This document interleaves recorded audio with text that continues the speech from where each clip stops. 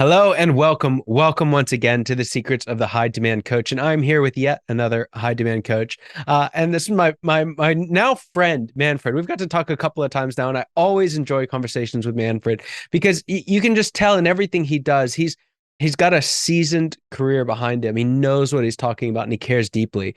Now, when I say seasoned career, he's had a successful career in the global corporate world for some 30 plus years. His executive roles include leading the facilitation of strategy development and business improvement processes for subsidiaries in four different continents. And throughout his professional career, he's acquired extensive experience in all areas of management, including marketing, sales, financial operations, product development, and manufacturing. He's served on boards in Norway, the UK, France, Belgium, Singapore, Spain, Taiwan, and Australia. And don't forget the USA. His industry expertise includes aviation and cargo services and industrial manufacturing and global systems, medical services, and not-for-profit organizations. Manfred, there's so much in there, and I feel like it doesn't even begin to express just how remarkable an individual you are. So, before we get into how you help your clients and what you're working with them right now, I'd love to hear a little of this story.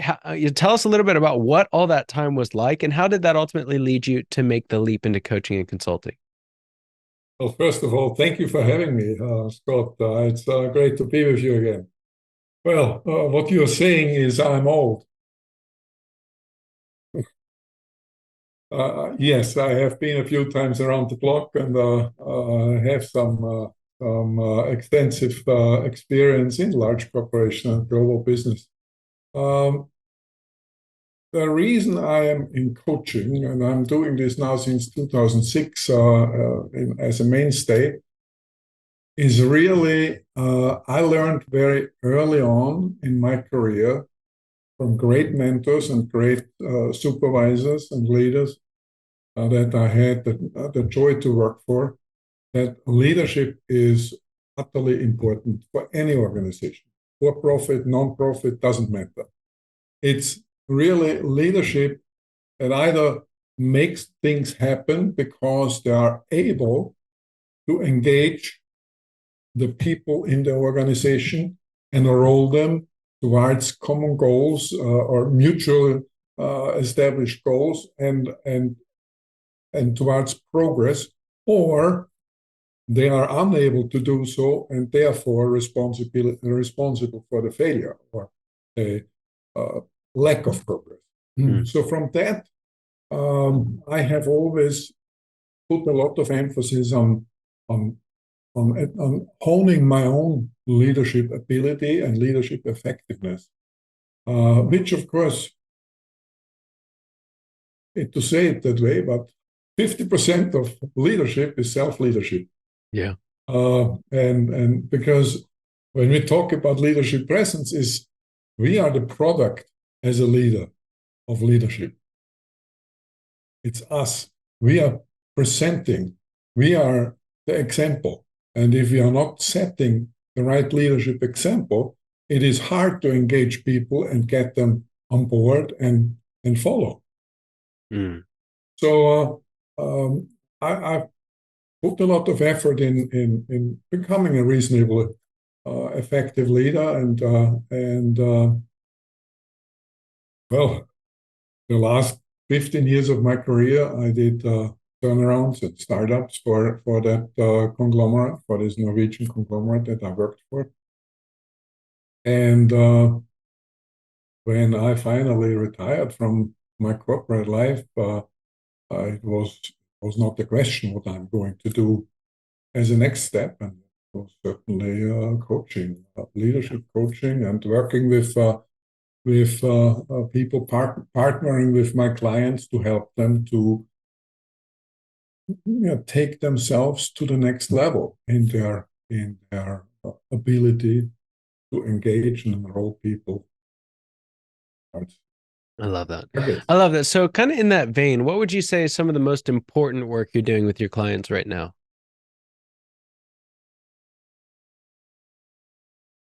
Well, it starts out typically when I work with a client, they come to me for discussing leadership and what it really means. And When we talk about leadership, there are many definitions, and everybody has his own little spin on it, and they are all right in their own right. I have a very simple definition, and that leadership is creating results through people.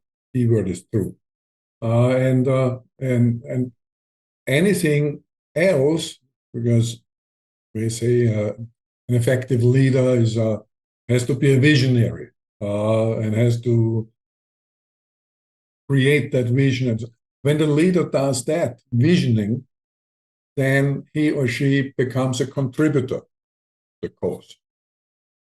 That's not the leading part. Leading is when you create the results through the people that are in your realm of the leadership context, and that is how it typically starts. And we when I work with clients, the first couple of times is really getting to know each other, because coaching, believe it or not, is really a highly collaborative effort. I can't do anything as a coach unless my client works with me.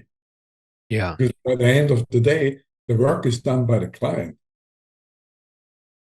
I can't, I Yeah, can't yeah, praise.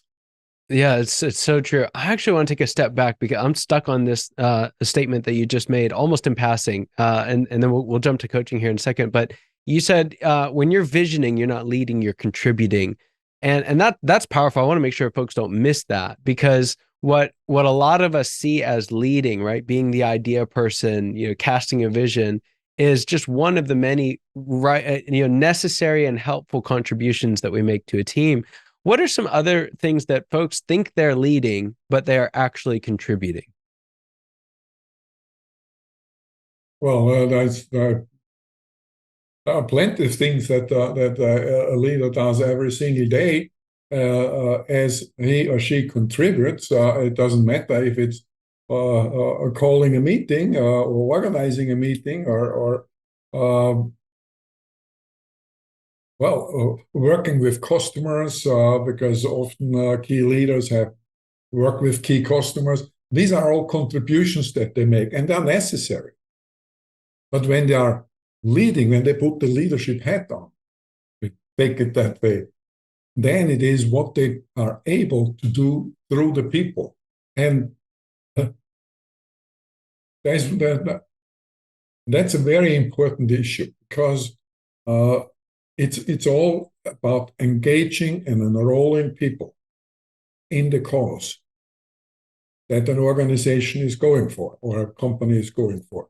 And there is plenty of research done every single year um, about how people are engaged or disengaged. And the last few years, really, the number of disengaged people in an organization have gone up to 2/3. Only 1/3 of the organization are, by self-declaration, fully engaged or engaged. The rest is, well, participating.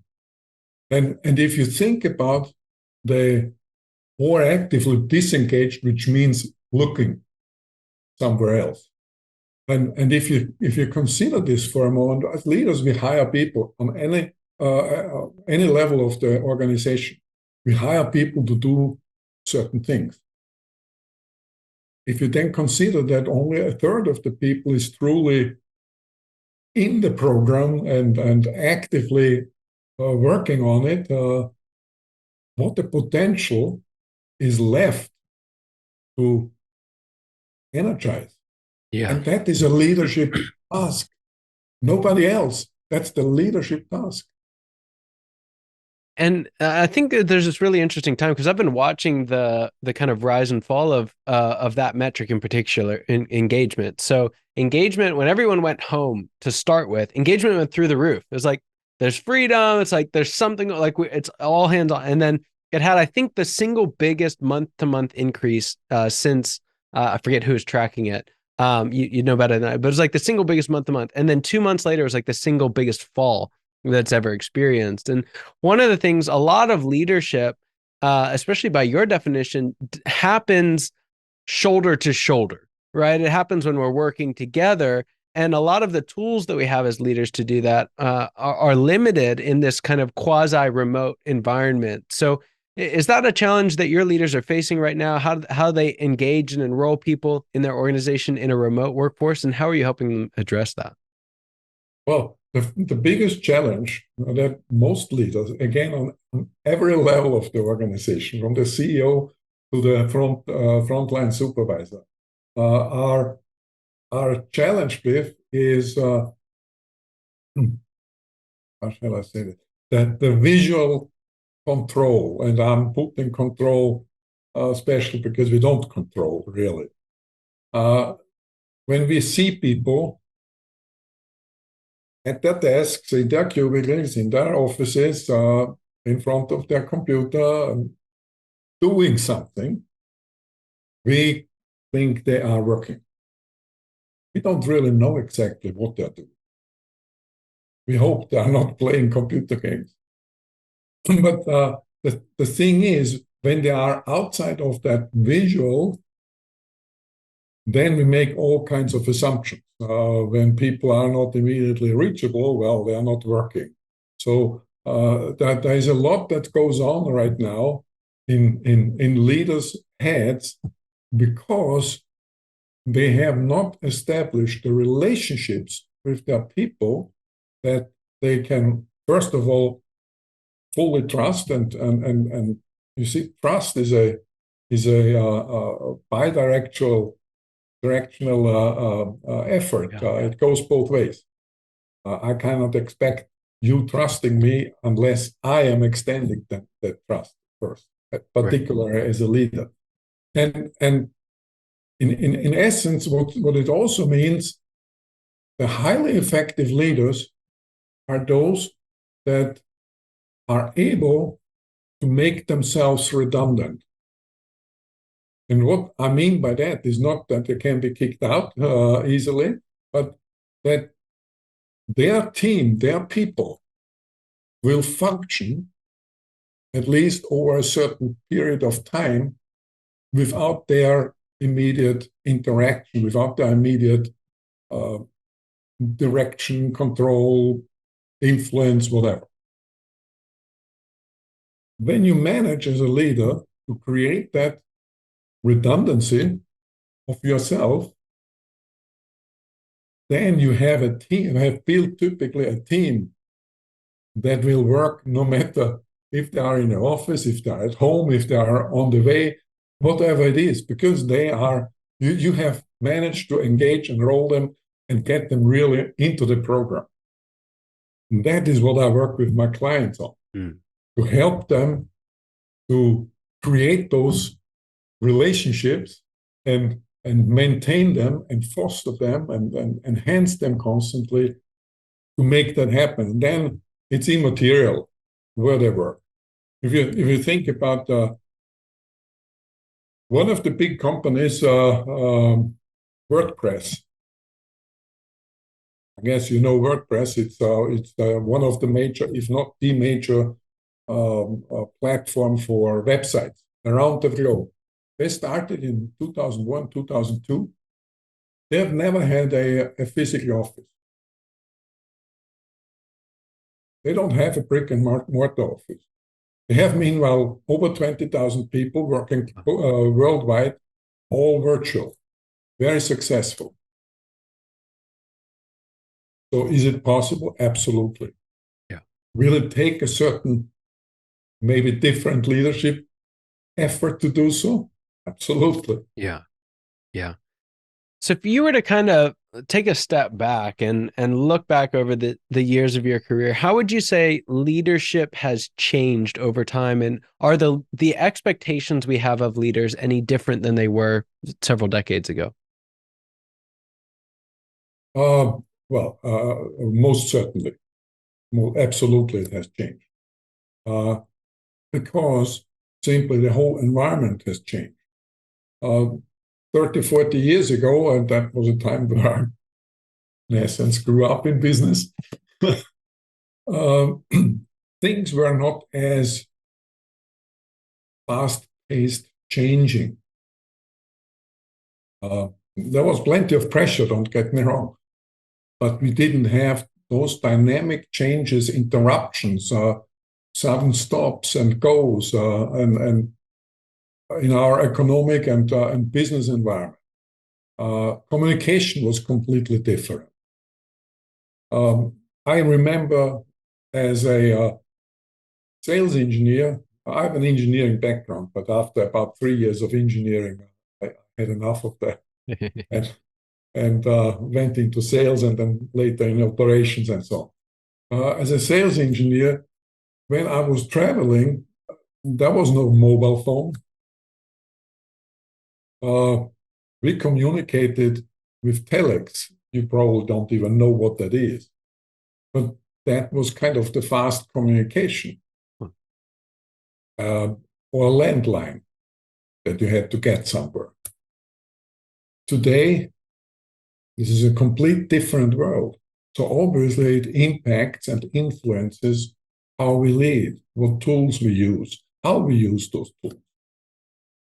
And of course, back then, the generational differences was the baby boomers and the pre-baby boomers.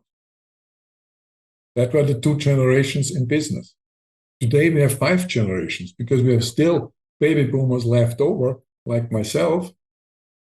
We have Gen X, we have Gen Y, we have Gen Z, and we have the latest and greatest generation. I'll leave it still up, what name we are ultimately assigning to it. And the reason for that is basically all those environmental changes, and I don't mean ecology in this case, but general environment, that fast changes have created a faster change in the profile of generational commonalities. Yeah. Because if you take the baby boomers, yeah, there are 2 groups. There is the early and the later one, but it was over 20, 22 years. Now we're talking about 5 years, 7 years. Yeah. Difference in commonalities. Yeah. The people that today, the youngest one that come into the business environment have probably never seen a what is it called now? A telephone where you throw money, a payphone. Yeah. They don't know what that is. Never confronted with it. Yeah. Yeah. So kind of in light of that, all that's changed and how you've been diving deep with leaders recently, what would you say is the biggest secret that you wish wasn't a secret at all? What's that one thing that you wish everyone listening or watching today knew? I would say the biggest secret that shouldn't be a secret, and but it's not that common. It's constantly learning. Be open to learn. Take measures to constantly learn. I myself, I certainly am reasonably experienced. I've gone through all kinds of processes. I dedicate 20% of my time, a whole day a week, to my own continued development at my age. Because I needed to keep up with all the developments that are going on and to stay on the cutting edge for my clients and for myself. So anybody that thinks, okay, now I'm 50, I have been for 25 years actively in the business. I've learned what I needed to learn. I have my MBA and my whatever degree. There is not a lot that I can get anymore. He's lost. Because 5 years later, that individual is out of touch. And I hate to say it so brutally clear. But that is, in my book, one of the most important areas. Stay connected, stay on top. Be always ready to, well, get new information, digest it, process it, use it, build new habits necessary to stay in the program. That's so good. And from, from every one of our interactions, I can tell you, for everyone listening, this is so true of Manfred. It's again, it's just so obvious in everything you do and the way you approach life. So there's definitely sound wisdom in that. And it's wonderful to see someone actually taking their own wisdom and working with it. And that's a great segue to our next question. I'm actually going to have you take off your coach hat for a moment, put on your CEO hat, and talk to us kind of, what's the next stage of growth look like for you? Why is it worth you so much of your time to be continuing to pour into yourself for the future?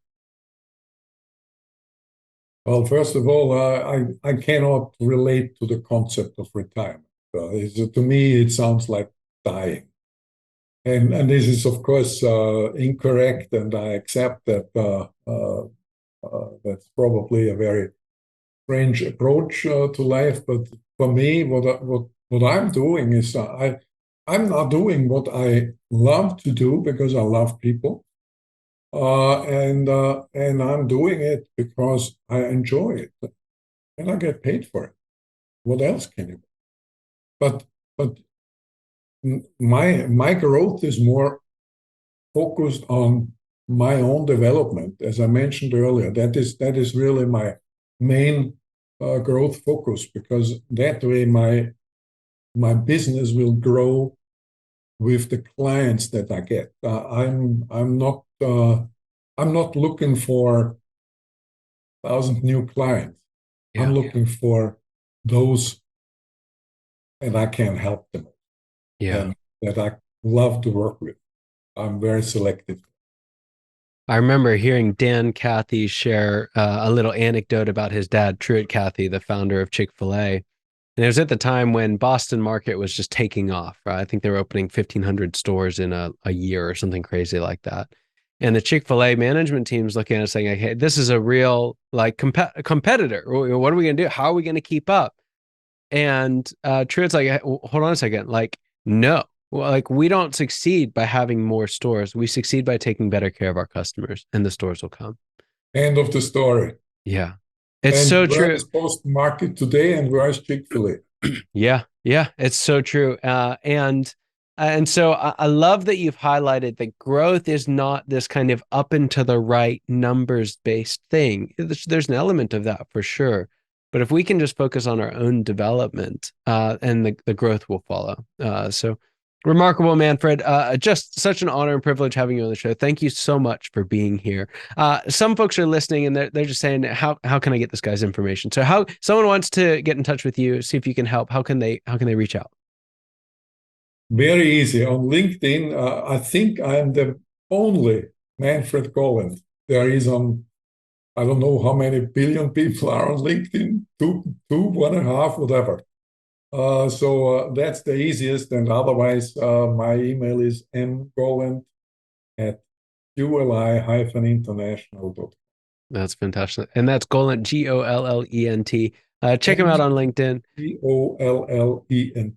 Yep, Gollent. Well, Manfred, thank you so much for being on. Again, an honor, just a privilege. And for everyone watching, listening today, and your time and attention mean the world to us. I hope you got as much out of this conversation as I know I did, and I cannot wait to see you next time. Take care.